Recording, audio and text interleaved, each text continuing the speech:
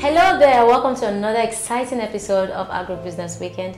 I'm Joy Laboran. Thank you for joining us. Before I go on the show, make sure you click on that red button over there and subscribe. Welcome.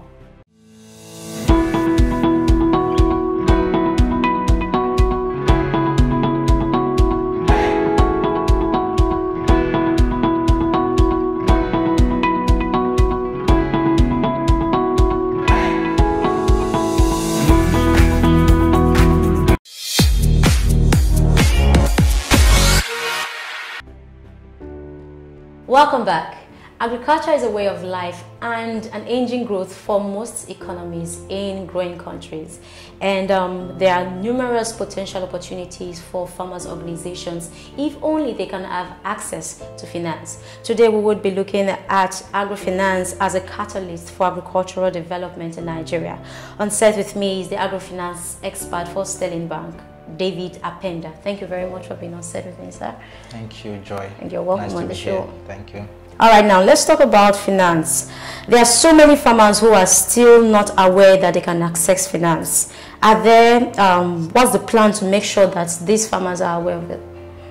Okay, so first of all, like you rightly introduced, agriculture is a backdrop for emerging economies, but not just emerging economies. We have even first world countries doing very well in agriculture. And the driving force or driving engine for agriculture are smallholder farmers, like you rightly put. And one of the key elements to making agriculture a viable venture is access to finance, like you mentioned. There are diverse ways smallholder farmers can have access to finance. Broadly speaking, you finance agriculture in two ways, either as debt or as equity. Debt would be funding from commercial banks and the like other financial institutions, while equity will be sort of like investments, deeper investments with people. But coincidentally, most people are more conversant with the debt aspect, which is private capital coming from commercial banks to the farmers. And farmers in Nigeria specifically have not really enjoyed commercial capital to that sector because the banks think that they are in remote areas. So transaction cost of servicing them is one issue that discourages banks to fund into the sector. The other issue is that most of these farmers are not really organized. They don't even have data or they are not financially included for us to But you know that most of these farmers are rural indigents, they stay in rural areas. So are there ways for, like you said, they don't have data. So someone who is probably not schooled and probably stay in a rural environment definitely will not have data. So are there strategies to make sure that even these farmers who are really they are not educated, they are still literate, they can still come on board in finance? Of course, there are various intervention projects that have been done to see how credit or finance can be extended to these farmers in the various locations. So if you look at from the banking, from the government side, farmers have been organized in cooperatives. So I'm sure we all know about what CBN has been doing in that regard, using the CBN and Koboras program, where farmers are organized in clusters. That is the easiest way to get them some form of credit from the bank and from the government, and then also through the bank. So once farmers are organized in cooperatives, then we advance credit through the cooperatives to those farmers. So the cooperatives are responsible for accessing the funds on behalf of the farmers, and then the farmers do what they call cross guarantees. So that if there are 10 members of 10 farmers in a particular cooperative, each of the various members will cross guarantee themselves. That's one. It reduces our risk in that way. And then most times funds are not given to them directly. We rather give them in terms of inputs to those farmers. So instead of, if you want 200,000 naira to do probably a hectare of, let's say, rice, instead of funding you and giving you the money, there's a risk to cash diversion. So rather give you inputs. Inputs like fertilizer, seedlings. Yes, that's the way we. That's worth that amount. That worth that amount. In that way, we are sure that we are financing you directly via inputs instead of giving you cash, because a lot of banks and other organizations have burnt their fingers financing via cash. All right, David. We know that the COVID-19 has affected all sectors of the economy, no doubt. As at a few days ago, we heard about the flood in Kebbi State that is seriously ravaging Kebbi State, and the most affected are these farmers. Now, what are the strategies put in place to make sure that these farmers that are affected by the pandemic, the flood, come back to their feet? Okay. So thanks for that. It's rather unfortunate that 2020 has been pretty a difficult year for agriculture. We're just talking about the pandemic and then the whole issue of flood. But again, let me speak from the banking perspective. When we finance farmers, we expect that they should have some form of insurance. Insurance is really part of what we also encourage because we know that agriculture can be risky if you don't do the right things. So there are all kinds of insurance that should come into play against things like natural disaster and all that. So I want to believe that if those farmers affected did the right thing through the right banks, they should be able to call for insurance to address some of those things. But again, I also want to believe that the federal government would also make some intervention projects around how to assist the farmers that have been affected by the flood especially. Then as regards COVID-19, there are various institutions, developmental institutions that have created one fund here or there to help assist farmers navigate this very rough tide. So foundations like MasterCard Foundation and the likes have partnered with certain financial institutions to see that more funds is pushed to the sector so that farmers can access. And also, I think NISA also created a funding scheme for a lot of people, including farmers as well.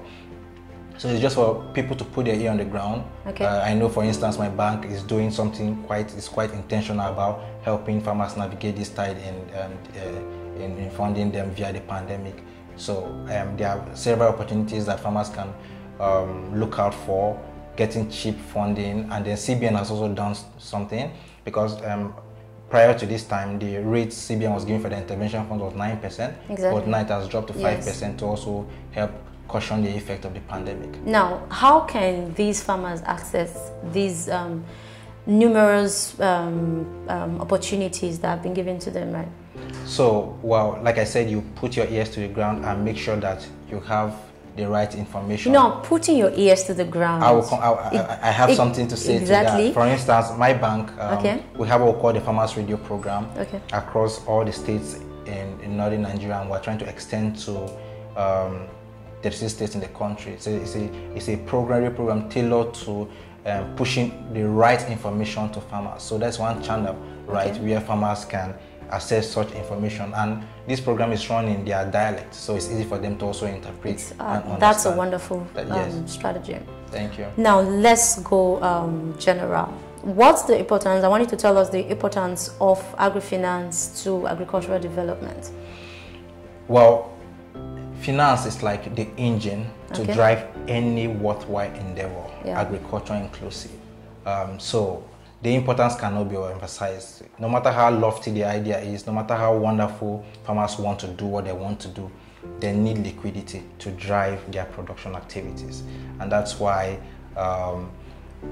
there must be concerted effort from both private sector, government, and other institutions to ensure that funds are readily available for agri sector players like farmers, like processors, and the likes. So from the commercial banking perspective, there are many things banks are now beginning to see. And what we are now beginning to see is that we have moved past the phase of agriculture into what we call agribusiness. And I will explain that. So banks want to finance business. They don't want to finance social enterprise per se, because banks are looking for where there is profit so that they can also make their own margins from it. So the concept of agribusiness states that you look at agriculture from a business standpoint. So it's far beyond the farm? Yes, far beyond the farm. Financing the value chain from production to processing and then to the market. So when you're looking at agriculture in that light, you now make it interesting for people like financial banks to come into play in that sector. So if you're looking at it from the agribusiness approach, you look at the market. Who's going to buy what I'm producing rather than going to the open market? Banks don't like financing businesses or financing people in agriculture when the market is not ready. So I'm going to finance you and you're an agri sector player. You must first tell me, do you have an offtake contract? Do you have the market to buy what you want, the quantity and the quality? You know, that means there is a need for the farmer to think beyond the box. Not just going to the farm and produce crops. You need to look at the market space and what's available. If you want to attract commercial capital to your business, you must have that well sought out. And then again, you have to arrange your business in a way that is attractive to the bank. So you have things documented, you are financially included so that you can have your credit history. you have a business plan, you have your offtake on. You should know a lot of things that are beginning to happen in the agriculture sector today. So you have a lot of young people, we call them agripreneurs, pushing into agriculture because I've seen that, well, I don't need to look for a white collar job any longer. This thing is profitable. So you have all kinds of agri-tech companies here and there doing all kinds of crowdfunding schemes. Crowdfunding has revolutionized the way financing is done for agriculture. So today, instead of going to the commercial bank, you can create a system where you attract capital from the public and then advance that to farmers and then repay individuals with certain returns. Wow. So that has changed the way agriculture is being financed. That happened well last year, and if not for the pandemic, we would have seen even increased numbers as regards crowdfunding for agriculture. So that's an innovative way of financing agriculture, and we can only see greater heights when it comes to financing agriculture beyond even just commercial capital. Thank you very much. Thank you. You heard that if you want to do well in agriculture as a farmer, finance is a liquidity for agricultural production. So we'll go on a short break now. Don't touch that dial. We'll be right back.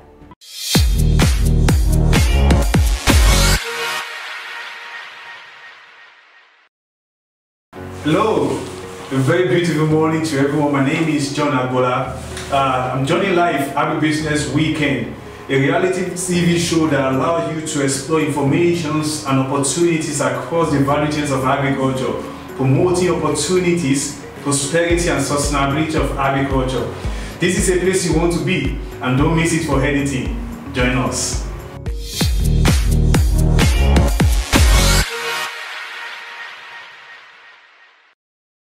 Welcome back, and it's the game show. Thank you very much again, David. Welcome. But I'm glad to announce to you that this is the game section of the show, and I'm very sure you're ready. All right. Okay, so this is how it goes. I love this section of the show. Sorry, don't mind me. We have 10 questions. Okay. And then you get to answer 3 of these questions, but you have to pick randomly. So from number 1 to number 10, you just pick any questions, and that's how it goes. Okay, so number 7. Number 7. David.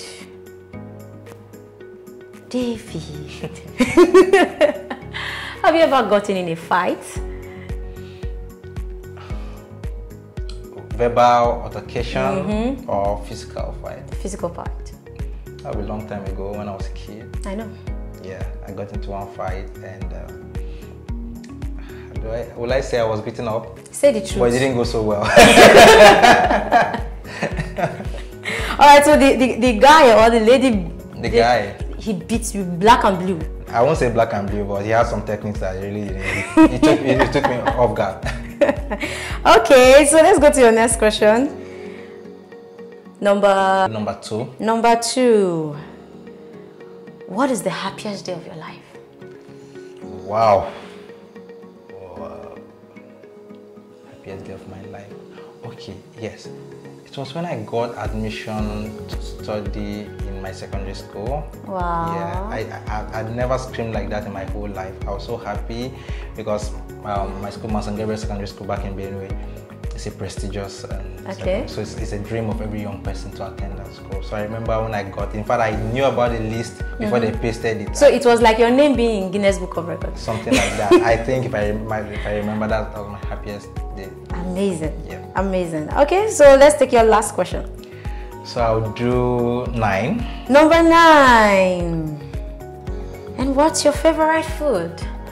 Okay, so I'll do pounded yam and egusi soup. Why do everybody love pounded yam and egusi soup? Well, I have a reason why. I'm from Benue and we eat a lot of yam. Now, are you part of those who, I think I was speaking with someone and the person said, you know, pounded yam in my house, then it used to be once in a year and it's always Christmas. I eat pounded yam almost all the time. Yes, but majorly, I cannot miss eating it on Christmas Day. Wow. I don't eat rice on Xmas Day. So pounded yam is your best food. Pounded yam and egusi soup. Yep. Yep. You're a real Nigerian man.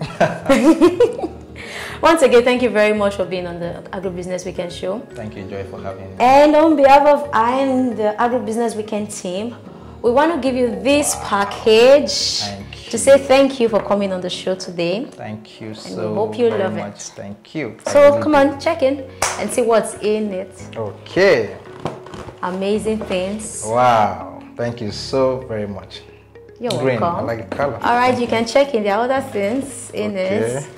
All right. Can you see the car keys? The house keys. Oh my God. My car needs a change. So. Oh wow. Thank you. Thank you very much for coming. Thank you so much. All right, that's a wrap up on today's episode of Agribusiness Weekend. Do well to follow us on all our social media platforms and subscribe to our YouTube channel to watch mixed episode of Agribusiness Weekend. Till I come your way next time, make sure you get access to finance for your agricultural production. I'm Joy Labaran. Bye for now.